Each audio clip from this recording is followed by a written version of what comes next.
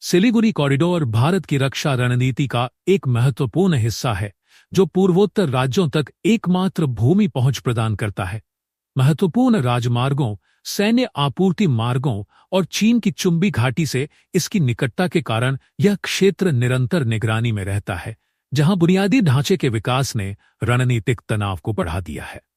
भारत के लिए अपनी क्षेत्रीय अखंडता की रक्षा करने और चीन और अन्य पड़ोसी देशों से संभावित खतरों के खिलाफ एक मजबूत रक्षा स्थिति बनाए रखने के लिए इस गलियारे को सुरक्षित करना आवश्यक है।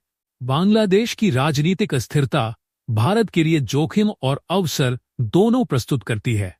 एक ओर अस्थिरता भारत में भी फैल सकती है, जिससे क्षेत्र में सुरक्षा संबंधी चुनौतियां और बढ़ सकती है, और पाकिस्तान, चीन साउथ एशिया में और मजबूत हो सकते हैं। दूसरी ओर बांग्लादेश में मौजूदा यूनुस सरकार भारत को सिलीगुड़ी कॉरिडोर पर अपना नियंत्रण बढ़ाकर अपनी रणनीतिक स्थिति को मजबूत करने का मौका देती है।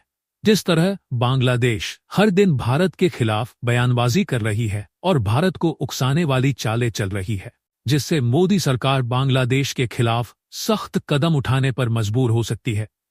भारत अपने चिकेन नेक जैसे सबसे कमजोर नस को और मजबूत बना सकती है।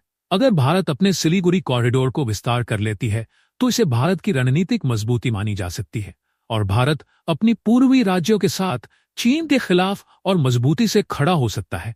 लेकिन भारत के इस कदम से दुनिया के कुछ देशों की भारत के प्रति सोच बदल सकती है, जिसका वैश्विक तौर पर भारत को कुछ नुकसान उठाना पड़ सकता है, जिसके लिए भारत को रणनीतिक तौर पर तैयार रहना होगा।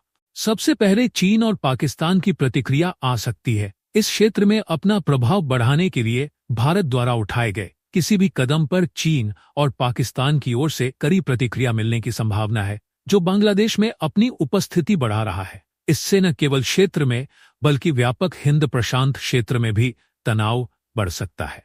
भारत के एक तरफा क्षेत्रीय विस्तार से गंभीर अंतर्राष्ट्रीय प्रतिबंध लग सकते हैं, जिससे भारत की बढ़ती अर्थव्यवस्था को नुकसान पहुंच सकता है।